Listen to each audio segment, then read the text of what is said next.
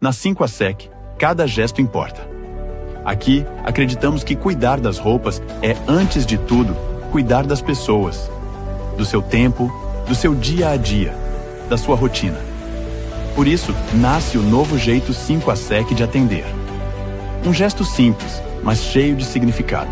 A mão direita sobre o coração, os 5 dedos abertos, representando nossos 5 serviços, nossa história e a força da nossa marca. É assim que mostramos o nosso compromisso, com carinho, com delicadeza, com atenção verdadeira. Esse é o jeito 5ASEC, o jeito que valoriza cada detalhe e transforma cada atendimento em uma experiência de cuidado.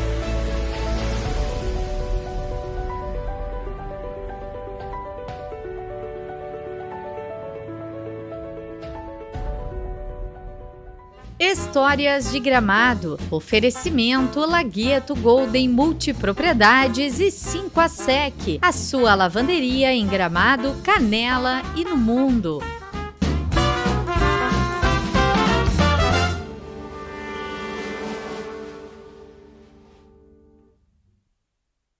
Boa noite a todos. Estamos iniciando mais um episódio de Histórias de Gramado. Patrocínio da Golden Lagueto Multipropriedades e das lavanderias 5ASEC, com lojas em Gramado e Canela e aqui em Gramado, no bairro Carnel. Hoje, quinta-feira, dia 23 de julho, né, estamos aí em plena temporada de inverno, a cidade movimentada, choveu muito aí essa semana, mas já está firmando o tempo e, se Deus quiser, a gente vai continuar aí tranquilo, sem grandes riscos, né? Mas, de qualquer forma, é importante todos nós temos cuidado aí e sempre atenção em termos climáticos, em relação a vendavais, em relação à chuva, e qualquer coisa também é importante chamar a Defesa Civil, bombeiros, enfim, e acompanhar os alertas que a coordenação da Defesa Civil de Gramado faz, tanto no celular também como nos meios de comunicação. Bom, hoje estamos recebendo aí uma pessoa muito especial, já esteve aqui, infelizmente, até no período aí das enchentes de 24, né? Que estava naquele período, então, de muito movimento, de muitas pessoas ajudando os mais necessitados na época, e então ela esteve aqui, né? E hoje a gente está recebendo, então, para conversar um pouco sobre a história da família e outras coisas mais aqui de Gramado, que é a Eliana Václavic. Na verdade, a Eliana é conhecida aqui por todos, e principalmente aqui na cidade de Gramado, pelo trabalho que faz junto à Sociedade Recreio Gramadense há muitos e muitos anos, mas também, né, nível social e no próprio Rotary Club também, onde participa, né? Prazer te receber, Eliana. Ai, obrigado, Luí, obrigado pelo convite, obrigado por estar aqui com vocês hoje. Né? Então, estou bem feliz mesmo. Isso aí. Beleza. Já mandar um abraço para o Charles. De repente ele vai nos acompanhar aí viajando pelo Brasil, né? Mas, Eliana, a gente, Václavic em Gramado, nos remete à linha Araripe, né? Remete a uma família muito tradicional. Obviamente que aqui em Gramado, na cidade, também tem pelos negócios aqui também, mas lá na linha Araripe foi... e é ainda muito identificado com a família de vocês, né? Mas assim, se tem alguma lembrança aí dos teus familiares, da origem, de onde é que vieram para Gramado, que época mais ou menos chegaram aí? Tem alguma lembrança disso? Lembrança não. Alguma informação, né? Vamos dizer assim. Né? Luí, assim, ó, para te dizer a verdade, assim, eu nasci, né, nasci na cidade, aqui em Gramado, mas eu convivi a minha infância toda na linha Araripe, né, a minha infância. Meus pais foram da linha Araripe. Václavic, ele é tcheco, muitas vezes a gente achava que era polonês, mas ele é um sobrenome tcheco. Meus vós vieram para cá, fugiram da Segunda Guerra Mundial, vindo para cá e conseguiram compraram umas terras na linha Araripe na época e foram residir na linha Araripe, lá embaixo. Daí, depois, a partir dali, Gramado nem existia, era tudo uma colônia, era município de Taquara, não existia Gramado, era tudo estradas depois, era tudo estradas de de barro, sem asfalto, sem nada naquela época. Depois veio meu pai, meu avô, meu tio, outro, que eram 2 irmãos, né? Eu tive o meu pai, que era o Verno, e o meu tio, que era o Valde Vaslavik, isso. E meus vós, o nome do meu vô, Alberto Vaslavik, e minha avó, ela Vaslavik. Até então, eles nem falavam muito, nem contavam muito da história, porque naquela época, assim, eles tinham que se resguardar, ficar quieto, porque como eles vieram fugidos, eles tinham medo que eles teriam que ser transportados, voltar. Sim. Então, não se contava muita história. Até porque imagina os traumas de quem foge numa guerra, aquilo deve ter o dia a dia deve ser muito difícil, né? E eles até, eu sei que a gente às vezes perguntava, porque a gente era criança, porque eu perdi meus avós, quando eu perdi minha avó, eu tinha 11 anos de idade. Mas já teve a oportunidade de conversar bastante. Sim, minha avó só falava em alemão, né? Então ela só falava em alemão. E eu aprendi falar o alemão com ela, porque ela só falava com o alemão. Para mim, minha falecida avó, ela era como se fosse uma mãe. Para mim, ela era minha mãe, ela substituiu muito tempo a minha mãe também. Eu acordava com ela, dormia com ela, e ela me ensinou muito, ela ensinou muitas coisas, a boa educação, a mesa, tudo ela ensinava nós que éramos os netos. Então, ela conviveu dentro a gente tinha, na época, o Hotel Vaslavik, né? Que era um hotel, foi, eu acho que um dos primeiros hotéis que teve. Vamos conversar sobre o hotel. Que teve aqui na região de Gramado. A fundação dele foi em 1909. Hoje estaria com 117 anos. O prédio, a construção continua lá ainda, da mesma forma que foi daquela época. Claro, tinha mais uma parte que tinha um avanço, e isso foi destruído, a gente demoliu, né? Porque ele estava já muito precário na época. E esse hotel, ele funcionou muitos anos, até nos meados de 1990 e poucos ali, 97, então, 98, uns 30 anos atrás. Ele funcionava muito bem até naquele período ali. Mais ou menos.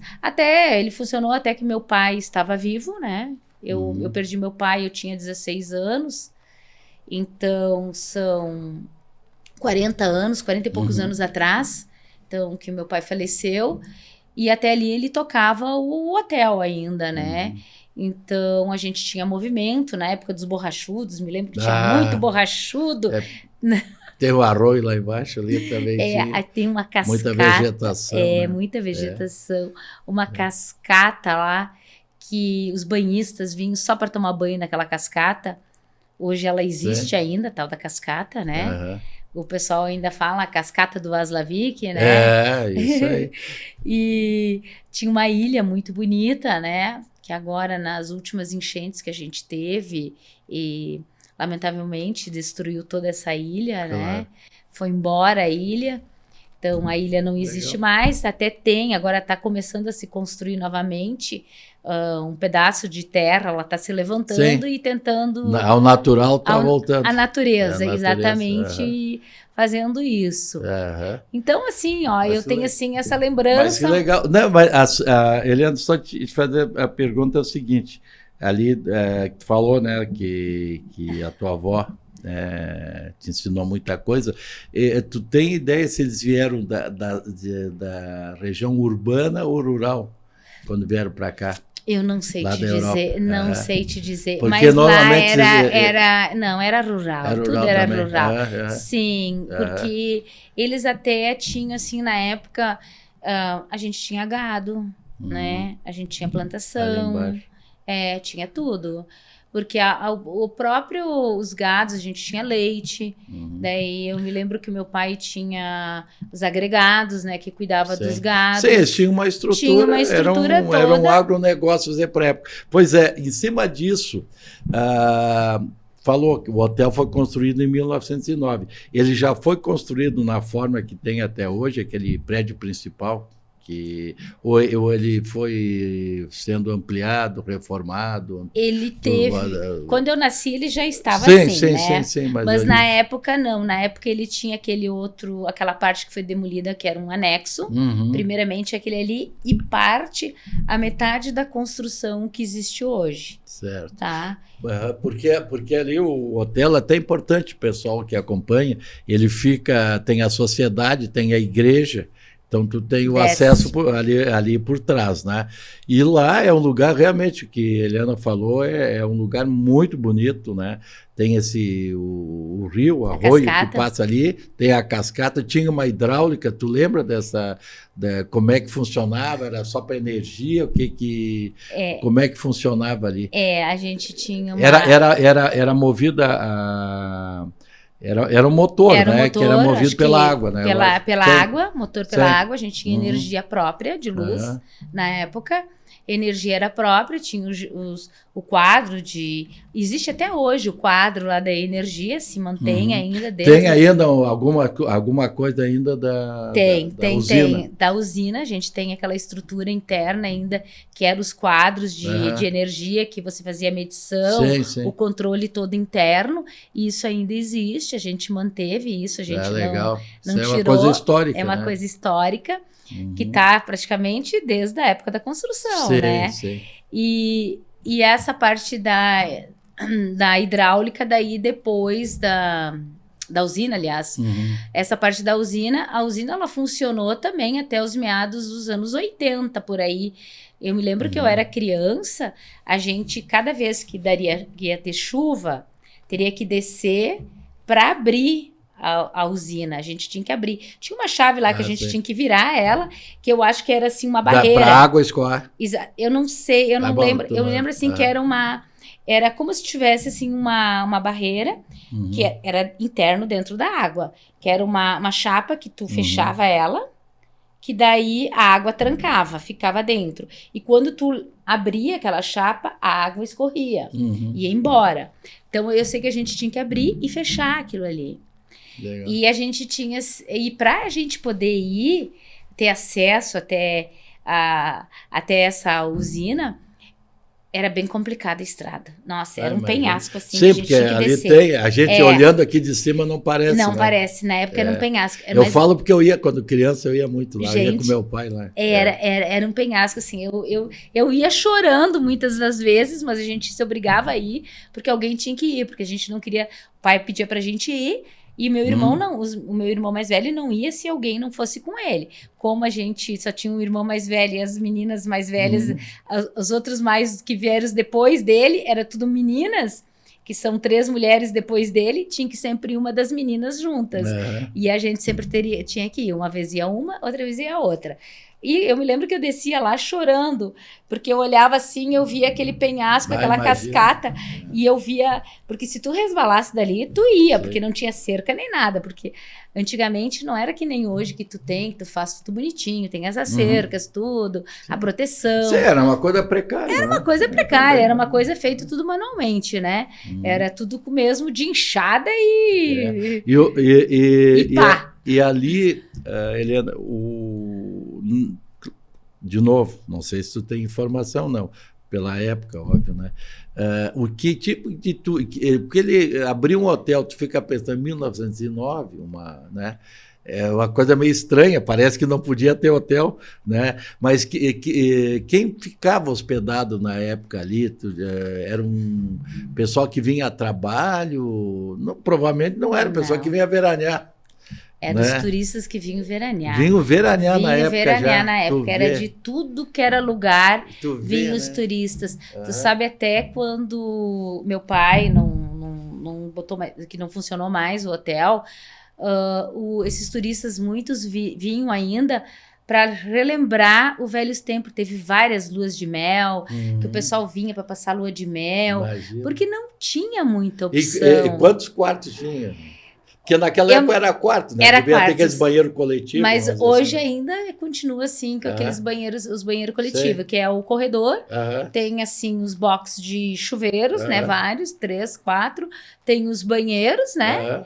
E o quarto com o dormitório e que tem a pia dentro do quarto. Certo. Tem Quantos quartos tinha? deixa eu te calcular ali, mais ou menos. Ali em cima tem uns 7, lá tinha mais uns... Tinha acho que uns 17, assim. Era uma boa pousada hoje. Era uma boa pousada hoje. Que foi demolida uma parte. Sim, hoje ali, sim. aqui em cima tem 3, 4, 5, 6, 7, 8, não. Tem uns 10 aqui. E o pessoal fazia refeições ali também, provavelmente, né? Sim, era completa. Era uma pensão. E o que não sei se a gente consegue imaginar, o que eles faziam no dia a dia, assim... Ficar por ali, caminhar? Não, eles faziam passeadas, caminhadas, e eles vinham aqui para o centro de Gramado, na época, passeavam, porque até, inclusive, porque as diárias, depois começou a ter outros hotéis aqui, as diárias eram mais em conta, o pessoal ficava, gostava da gastronomia, da comida, do almoço, da janta, porque ele tinha as refeições completas, né? Também, café da manhã, almoço e janta, ele era todo completinho. E isso se manteve, assim, muitos anos. O meu pai criou 9 filhos através... Com o hotel. Com o hotel. Muito bem. E a tua infância, então, Eliane? Vamos lá falar da senhora. Ai, a minha ali, infância. assim, tu estudou lá, né? Tinha a escolinha. Onde é que era a escola? Não é onde é que está hoje, óbvio, não, né? Onde é que ela ficava ali? A escolinha, ela ficava... Quando tu pega aqui a estrada agora, que tu vai para Linha Ávila... Sim. Logo ali tem o...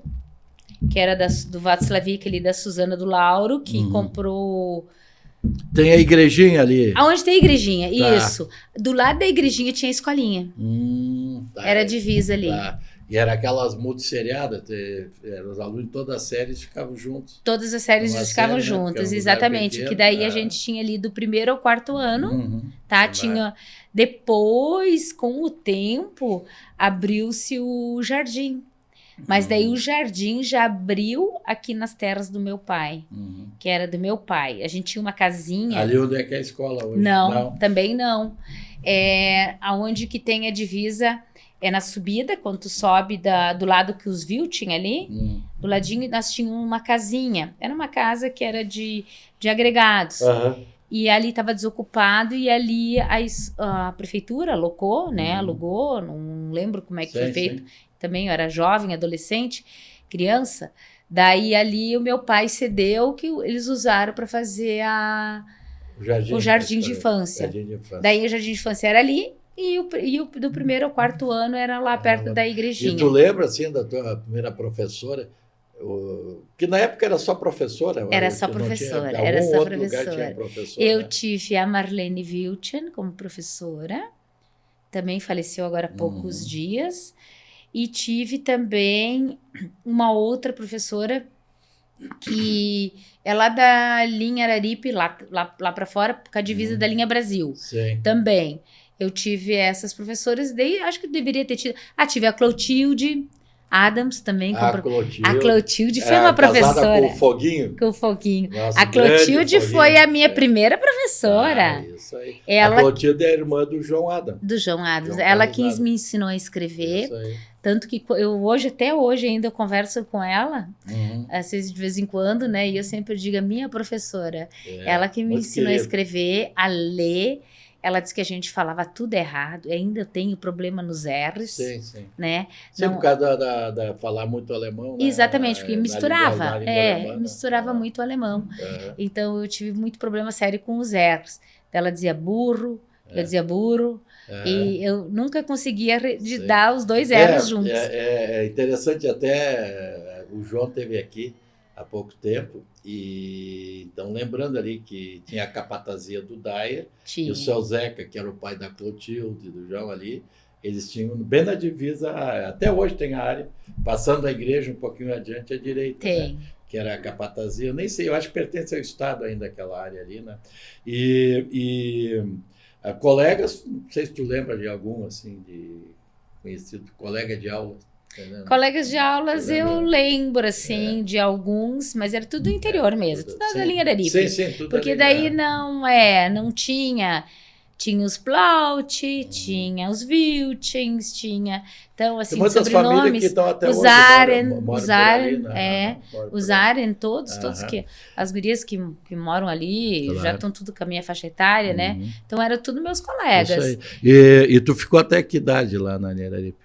Fiquei na Linharia, eu vim trabalhar para Gramado com meus 16 anos. Tá. Então vamos lembrar aí qual é que era a programação das crianças lá, faixa de 8, 10, o que faziam lá, fim de semana? Nossa, a gente se divertia muito, olha, a gente se reunia, o que mais a gente gostava era andar de carrinho de lomba, né? Como lá, para descer lá para a casa antiga lá, que eram meus falecidos pais, daí tinha as descidas lombadas, meu tio, ele tinha uma marcenaria, e ele fazia os carrinhos de lomba para nós. Então, ele fazia os carrinhos de lomba com freio, com direção, tudo, umas coisas bem modernas até. E a gente andava com aqueles carrinhos de lomba, a gente descia aquela lombada toda de carrinho, de 2, 3 assim no carrinho, e a gente passava o final de semana brincando assim. Depois com o jogo de bolita, que a gente fazia os buracos no chão, jogava bolita. Hoje a gurizada quase não sabe o que é isso. Não sabe o que é isso. A bolita era maravilhosa. Tomar banho na cascata, pouco o pai e a mãe deixavam a gente tomar banho na cascata, porque eles tinham medo. Mas a gente volta e meia, quando eles saíam, nós fugíamos e ia pra cascata lá. Volta e meia, minha mãe ia lá gritando, sai dessa água, sai dessa água. Eu me lembro como se fosse hoje essa imagem. Porque ela não queria que a gente ficasse lá dentro da cascata. E era um lugar muito acidentado, muito chegar, né? Exatamente, muito acidentado e também assim perigoso, né? Porque tinha uma correnteza porque tinha muita água na época. Hoje quase não tem água. Tem água, é bonito, ainda continua, mas a beleza daquela época tinha muita água. Porque como a gente tinha a usina, tinha muita água e tu tinha que abrir. E às vezes a gente gostava de tomar banho quando abria aquela parte da usina, que vinha aquela velocidade daquela água, bem forte, nós passávamos por meio daquela água. Imagina, gurizada. E a gente não tinha medo, não tinha medo. Não, é perigoso, mas na época é coisa de criança, né? Coisa de criança, E ali embaixo...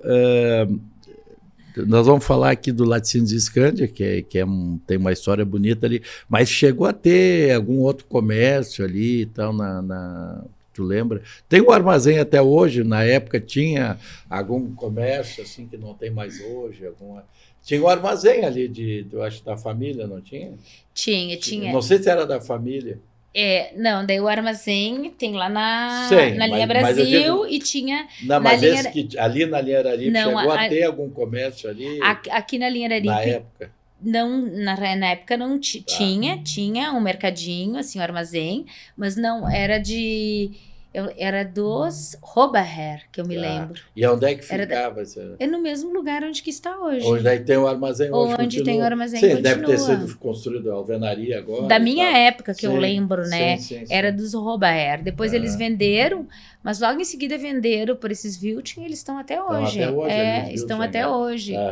E ali, então, que tinha um empreendimento que foi muito, muito grande, vamos dizer, para os padrões da época, que era o Laticínios Escândia. Eles comercializavam queijo aí pelo estado todo, não sei se para o resto do país, né? Mas tinha muita produção, né? E tu lembra alguma coisa? Eu lembro. Eu lembro que a gente ia... Que é a área que é ao lado do atual colégio, que tem ainda ali as ruínas, vamos dizer assim, ainda, né? De parte do laticínio, né, Eliana? Eu lembro assim que a gente levava... Meu pai, como a gente tinha os gado, as vacas leiteiras, né? Então, o nosso leite, que era tirado das vacas, era levado para a fábrica de queijo. A gente chamava fábrica de queijo, né? Então, levava o leite. Então, a gente levava o leite e depois, em troca, eu sei que meu pai, ele tinha talão de produtor, né? Tinha talão de produtor em função do leite. E ele recebia... Não sei, porque a gente não sabia disso também, em valor, na época que o leite era vendido. E ele também, eu sei que a gente trazia muito queijo. A gente pegava queijo. Sim, alguma coisa era pago com queijo. Era pago com queijo. E eu me lembro da dona proprietária daquele espaço ali, que era a dona Irene, como se fosse hoje também. A gente vivia na casa dela, a gente vivia brincando ali naqueles pátios. E corria, porque na época as nossas brincadeiras era pega-pega, esconde-esconde, de se esconder Sempre que ali tinha muita vegetação, mato, tudo. gramados e etc, né? Lógico. Né? Depois que veio o futebol, Sei. que daí nós íamos assistir o futebol lá em cima no campo, nem sei se tem ainda. Tem ainda. Tem campo, ainda? Tem. E daí depois veio o futebol. Porque, na verdade, tudo que nós estamos falando para quem desce o lado direito. Que é o lado da sociedade. O lado da sociedade. O campo é em frente à sociedade na pra parte cima. alta. Isso tem ainda ali. E ele, quando veio para Gramado, tá? O tempo está correndo, é muito rápido. Nosso papo, né? Veio para Gramado, então, com uns 16 anos. Tu veio para estudar, trabalhar? Eu já estava estudando, né? Porque daí o ensino médio, a gente veio estudar para Gramado.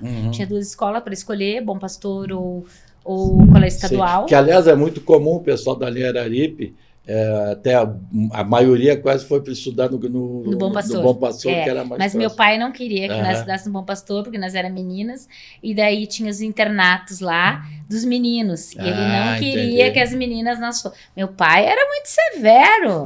Olha, meu pai assim ele segurava nós assim nos eixos, não podia fazer nada de diferente, né? Então, a gente veio estudar em Gramado, e quando eu decidi ficar para trabalhar em Gramado, daí meu pai não queria, nem minha mãe, e eu disse, eu vou trabalhar e quero começar a trabalhar. Daí saí um dia, depois dos estudos, arrumei uma atividade, um trabalho, e eu disse, olha, eu vou ir trabalhar. Mas como é que tu vai fazer daqui da linha Araripe, vai e volta todos os dias? E o horário não coincidia. Até no começo... Que tu usava o ônibus, pegava o ônibus que vinha de Caxias, não, Petrópolis. Vinha de Caxias. Era a Floresta, o Canelense? Não, era Citral. Já era Citral? Já era Citral. Ah, tá. Daí a gente pegava o ônibus que vinha de Caxias e vinha até aqui. Daí eu me recordo que eu começava às 7 horas da manhã, esse emprego, trabalhar. Eu pegava o ônibus 6h30, chegava aqui 10:50.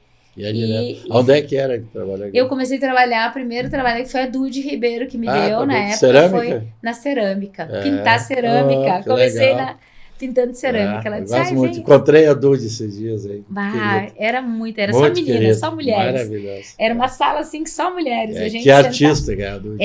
A gente sentava assim numa mesa que nem aqui, uma de frente para a outra. E a gente tinha as tintas aqui e passava Dele, fofoca e pintura. Só. Era só o que fazia. Mas controlava, a gente conversava demais, não podia, né? Mas era bacana, era legal. E assim foi um período, logo em seguida meu pai faleceu, eu tinha 16 anos quando meu pai faleceu. Daí a minha mãe ficou viúva. E daí mesmo, que daí eu optei em vir trabalhar e fiquei aqui em Gramado. E daí depois tu veio morar em definitivo. Daí eu vim morar definitivo pra cá. Daí eu consegui um local pra morar e acabei ficando aqui. E quando é que tu entrou na Recreio? Na Recreio eu entrei em 1986. 86, são 40 Eu tava anos. com 18 anos. 40, entregamos a tua idade. Pode entregar. Eu tinha 18 anos quando eu entrei na Recreio. Legal, né? Então, o Recreio tem uma história toda, né? Mas vamos falar o que eu vou te dizer. Na Recreio, então tá 40 e poucos anos atrás, tu pegou quem é que era o presidente da época? Eu entrei na época do Pedro Henrique Benetti, Pedroca. Do Pedroca, tá? Tu pegou a época do Pedroca, isso aí. Que era totalmente diferente, né? Até lembrando agora, nós estamos aí nessa volta dos bailes debutantes, outras coisas mais. Aliás, eu peguei ontem o álbum aliás, o convite para o baile debutante 77. Que era o seu Edil Aiden, o presidente do clube, né? Mas o Pedroca sempre teve presente ali, né? Então, assim, quais as programações tinha na Recreio quando tu entrou?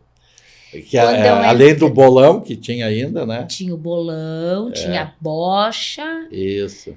Daí a quadra de vôlei, estávamos se desfazendo dela. Existia a quadra de vôlei ainda, mas ela não era de asfalto, né? Que era de asfalto, mas ela não estava mais ativa. Tá, então, o que estava muito forte ainda era o bolão e a bocha. Isso foi um tempo. Tinha uma galeteria em funcionamento ali na época. Os eventos que eu presenciei foram vários, a gente teve. Sim, mas eu digo que eram os tradicionais. Só para lembrar, quem é que era o dono da galeteria?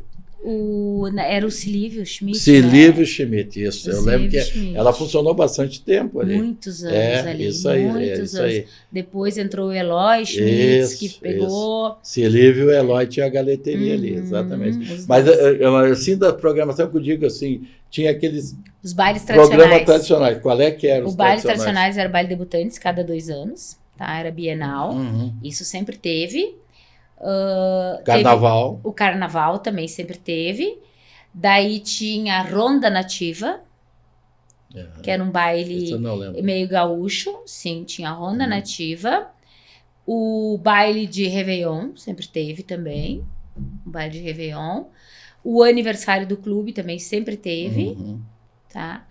E depois se criou o Gramado Fest, que era um baile típico alemão. Tá. Também teve este.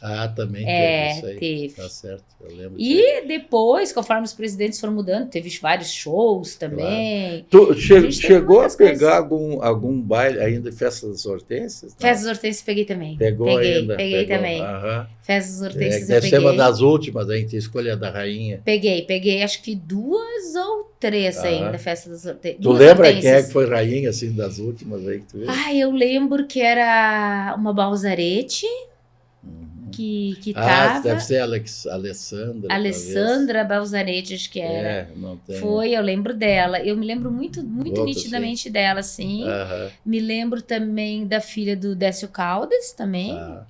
A Ana Paula, também, que foi uma rainha também. Essas duas eu lembro. Acho que eu peguei duas Porque festas das ela foi ali Hortênsias no ainda. final dos anos 80 ali que terminou, né? Foi. E dentro das atividades, então, o que mantinha o dia a dia era o pessoal ali jogar, tinha a bocha, bolão, que era tradicional, tinha os grupos de bolão, né? Tu lembra os grupos ainda que tinham nome?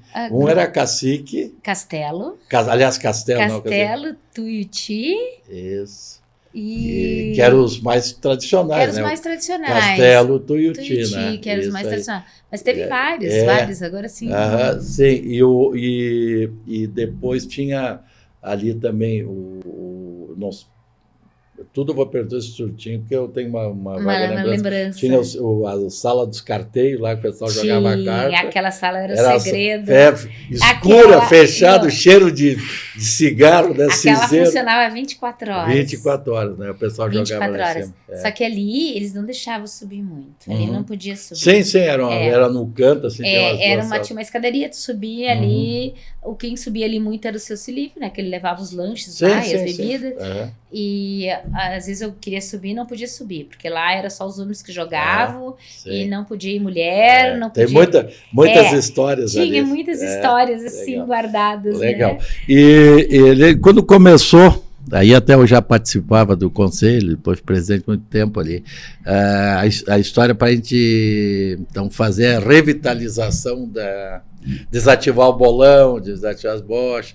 Que ano foi isso? Começou esse movimento? Esse movimento começou na época do Paulinho Volk. Sim, tá? Mas que ano, assim, mais ou menos? Foi? O Paulinho Volk foi em... Deixa eu ver, então eu entrei em 86...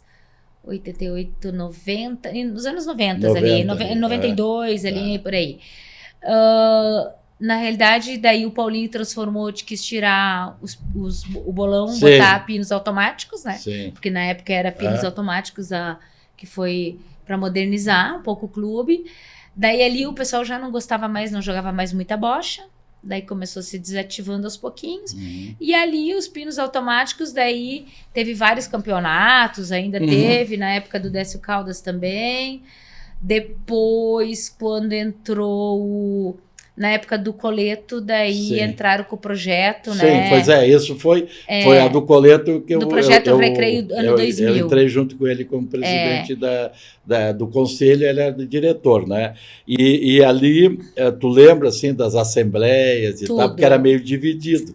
Tinha muita gente que não queria, tinha medo, arriscava, né? Eu lembro que na época, assim, a gente... O Coleto, ele trouxe, apresentou, né? Um novo projeto. Era um projeto arrojado. Era um projeto arrojado. Era um projeto, assim, que mexia com muito valor, né? E então, ele trouxe esse projeto para ser aprovado pelo conselho. E teve muitas votação contra, o pessoal não queria mexer, o clube ele estava com bastante partes do clube que precisaria de reformas, né? E nós ia ter um investimento muito alto para poder reformar o clube e manter o clube naquele estado que ele estava. Então, veio um projeto novo do Ricardo Pessim e do Coleto para revitalizar o clube, fazer um clube novo. Então, ele foi muitas reuniões, muitas discussões, muitos orçamentos, orçamentos de construtora, orçamento porque nós não teríamos aonde buscar esse valor para fazer um clube novo. Então veio-se a ideia de se vender parte do terreno do clube, né? Que foi aquela parte onde que tinha aonde é o hotel hoje. Onde é o hotel. Que era onde é que tinha as canchas de bocha. As canchas de bocha e as cancha quadras de vôlei. Isso. Daí se vendeu aquela parte ali. E para se construir, eu acho que foi o melhor negócio que foi feito na época. E teve uma rifa famosa também na época. Foi de uma BMW. Também era um valor altíssimo para a época. 100 números, né? Na época, era como se fosse... Sim, hoje vamos dizer se... Era R$1.000, era sim, hoje seria uns R$5.000 cada número. Ou mais, não, era mais. Que eu me lembro acho que era 10 mil. Seriam uns 10 mil reais, né? E ali desenvolveu, e tu pegou essa transformação, né? Assim, Eliana, exatamente pelo teu histórico todo. O clube ficou pronto, ele foi reinaugurado em 2000 mesmo, em 1999. 2000. Dezembro de 99. Isso aí, 99, 2000, né? E a partir daí o clube teve uma transformação grande. Aliás, como todos os clubes, né, de uma forma geral, os clubes sociais, eles foram perdendo associado, o pessoal... Porque o clube ele não tem como fazer promoção sem cobrar. Não. Pelos altos custos. É impossível hoje tu fazer um evento de um certo nível sem cobrar. E aí, então, o pessoal acabou não tendo estímulo para manter sócio, muito sócio remido e tal, né? Mas, então, como é que tu vê essa transformação daquele clube, do carteio, da bocha, do bolão, dependências em acanhado, o salão de baile também minúsculo, né? Hoje, se for pensar, né, nas dimensões, e essa mudança para o que é hoje, porque hoje a Recreio como clube ele é uma referência, né? Então, como é que tu viu essa mudança e a aceitação que aos poucos a comunidade foi tendo? Hoje eu vejo assim, uma mudança visionária, né? E se não fosse feito naquela época essa mudança toda, né? Hoje nós não teríamos mais clube, né? Não existiria mais sociedade. Não tinha como manter, nem reformar. Nem reformar. Não. Então, assim, o clube, ele virou um clube... Hoje, na verdade, é uma sociedade, é um clube, mas ele não deixa de ser uma empresa. Ele é uma empresa hoje, tá? Então, ele é uma empresa onde que ele tem rentabilidade mensal fixas, né? Sim. Pela sua própria localização, os 2 espaços locados que ele tem ali, que hoje é a Clínica Intelimagem e o restaurante Pouso Novo, que hoje dá a sustentabilidade ao clube, né? E se nós não teríamos feito esse clube, restaurado ele, feito esse clube da maneira que foi feito, modernizado ele um pouco, e o clube hoje não teria esses eventos corporativos que hoje a gente tem, atende a comunidade, atende todo o Brasil praticamente, porque a gente tem eventos que vêm de São Paulo, Rio, sim, de tudo que é lugar, né? né? Exatamente, os eventos corporativos, como a gente atende os eventos locais, né? Casamentos, festas de 15 anos e tudo. E vejo também assim que o clube ele também tem que ter hoje um projeto para médio e longo prazo, porque do jeito que a gente também está, a gente também não vai poder ficar daqui mais uns 10 anos daqui para frente. Então, vai ter que vir mais uma outra pessoa também com uma mentalidade... Sim, ele vai ficando sufocado, né? Ali, Não que eu não vejo ele sair daqui do centro. Não, mas espaço para outra... Eu acho que a gente tem que criar algo mais, fazer algumas coisas mais, trazer algo inovador, né? Então, a gente tem que criar, porque às vezes eu fico pensando o que será do clube daqui a 10 anos. Eu não vou estar mais aqui, né? Sim. Mas eu fico imaginando se o clube vai existir ou o clube não vai existir. Dependendo de associados, hoje a gente não pode Não, contar. é o que eu falei, o associado, ele, quando tem um evento, ele vai lá, paga quem tem interesse e deu, né? E hoje nenhum clube mais, o estado todo do Rio Grande do Sul, Sim. poucos clubes sobreviveram o ainda. Brasil todo, né? Não tem. Né? É até porque exatamente é isso. Hoje aquele negócio mensalidade ela não tem sentido. Entendeu? No sentido que eu digo, porque vai cobrar quanto de um sócio? R$500 por mês? Não, nem tem. É impossível. Vai cobrar 50 reais? 50. Só que tu vai ter 100 sócios, 200 sócios, tu vai pagar a luz da prédio, né? Então, e aí tu não consegue oferecer para o sócio nada, porque é tudo custo grande, né? E também teve uma época aí, uma tentativa aí de fazer uma junção, né? Uma fusão da Recreio com o Tênis Clube. Houveram várias vezes, várias diretorias que se reuniram, mas também nunca funcionou exatamente, entre outras coisas, pela questão de patrimônio, que sempre tem área lá em cima, área aqui, que muitas vezes o pessoal defendia isso, né? De ficar aqui o clube mais a parte social e o tênis parte esportiva. Mas nunca deu certo também. Então, não dá para contar com isso, né? Mas o importante é que hoje nós temos um belo clube, muito bem cuidado, muito bem gestado. Hoje a Gabriela está de presidente, né? Então foi a primeira mulher presidente aí, tem uma história bacana. E todos os presidentes, cada um de um jeito. Porque muitas vezes são épocas, o presidente tal fez, outro não fez. Não. Tudo depende do momento econômico, social, político, tudo isso ele tem influência, entendeu? Então hoje o clube ele tem um bom conceito, ele está sendo muito bem gerido, e até, tu falou baile debutante, né?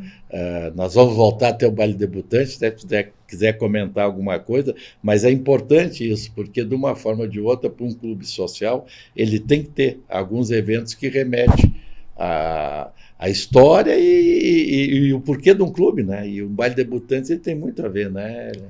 Quando é que vai ser o baile? Quantas meninas tem?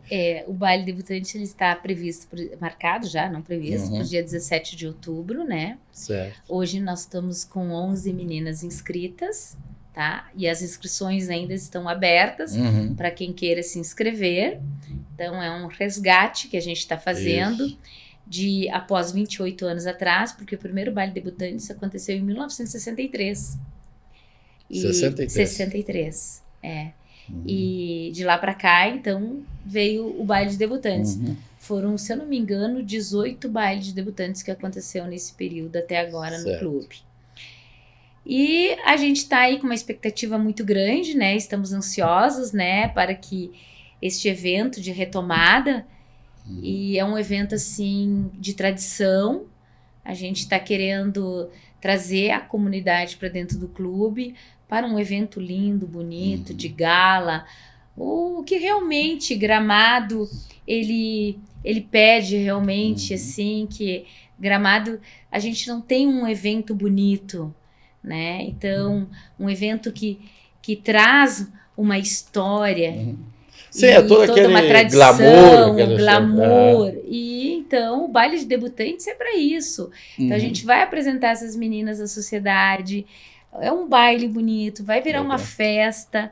Então as pessoas, ele é aberto a todas as pessoas que queiram participar, a comunidade. Então vai ter o valor, vai ser com um jantar, né? Vai ter o valor do jantar, né? O valor do jantar tá R$350 por pessoa, inclui refrigerante, água e suco no valor do ingresso, e a parte das bebidas quentes é a parte, daí que cada um paga o que consome, né? Isso aí. Já está à venda, para quem não é das famílias, vamos dizer assim. Nós vamos abrir agora o link na bio, né? Vai ser essa semana ainda.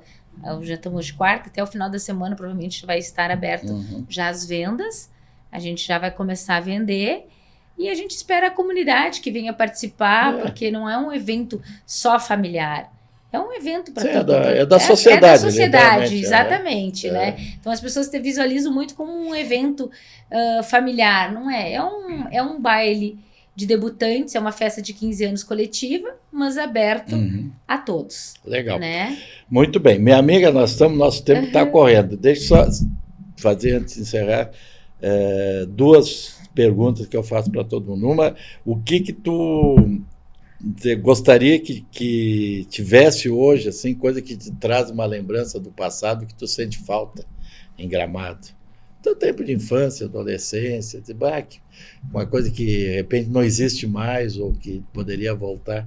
Tem alguma coisa que te traz? Do passado que eu lembro. É uma coisa assim que poderia lembrança, voltar. Tua adolescência, coisa assim. Tem alguma coisa assim que tu... E assim, eu não tenho assim em mente agora, assim, me pegasse meio de surpresa, assim, não tenho nada assim que eu lembre de memória, né? Que pudesse voltar, né? Não, é que muitas vezes tem um que lembra do café, o outro lembra da boate, outro lembra do tempo que passava na rua e conhecia todo mundo, sabe? Não, isso realmente tem, né? É o tempo que que a cidade ela era menor, que era uma cidade mais... que não tinha tanto turismo, né? Que a gente andava, que tu tinha as vias públicas, assim, que tu podia fazer a circulação melhor. Mas eu acho que isso é um crescimento, sabe? Nós não podemos ficar parados, é normal. A cidade tem que se desenvolver, nós temos que ter outras mentes, as nossas mentes têm que mudar, nós temos que ter outra cultura, a gente não pode viver só o passado. Então, a gente tem que viver o presente e daqui para frente. A gente tem que ter uma visão, né, para um futuro. Que nem eu digo às vezes assim, o que seria do clube se não tivesse uma pessoa visionária? Sim. Né? Tem. Exatamente. Seria aquele clube velho que estaria lá parado, daquele jeito, no centro da cidade de Gramado.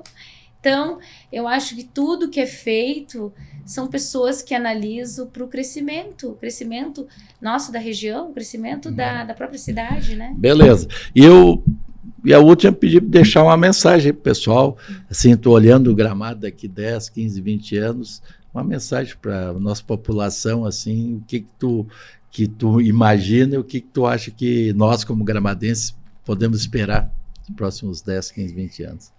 Tu falou há pouco, não sei, daqui a 10 anos. Pois daqui a 10 anos. O que eu vejo realmente, assim, eu até vi, né, que a prefeitura está com um grande projeto, né, de tirar, centralizar, a descentralização. Eu acho que isso aí é um projeto visionário, vai ter que acontecer algo, porque nossa cidade, ela está ficando pequena, né? A gente pode ver agora, nós estamos em julho, né? A gente está com bastante visitantes dentro da cidade, os turistas. A cidade ela já está ficando pequena, porque a ideia é de que Gramado não perca esses grandes eventos que aconteçam, os congressos, né, os eventos corporativos, que ela não perca, que ela consiga trazer muito mais. E para ela poder trazer esses eventos para Gramados, os congressos, ela tem que se desenvolver. Ela não vai poder ficar do jeito que ela está, porque a gente não tem onde estacionar um veículo, sabe? A gente tem que começar a se descentralizar aqui do centro. É isso aí. Né? Essa é a ideia. Essa é a minha visão. Tá. Então, às vezes a gente comenta como o pessoal fica pensando, mas a gente tem que ter essa visão. Vai ter que mudar. Minha amiga, muito obrigado. O tempo correu aí. Vamos lembrar a coisa que não comentamos aqui. Eu queria deixar aqui o agradecimento para ti, Eliana. Um abraço aí para todos que estão nos acompanhando. Agradecer a Golden Lagueto Multipropriedades e a Lavanderia 5 a Sec pelo patrocínio. Desejar aí um bom final de quinta-feira a todos, um bom final de semana e até a próxima quinta-feira com mais um episódio de Histórias de Gramado. Histórias de Gramado. Oferecimento Lagueto Golden Multipropriedades e 5 a Sec. A sua lavanderia em Gramado, Canela e no mundo.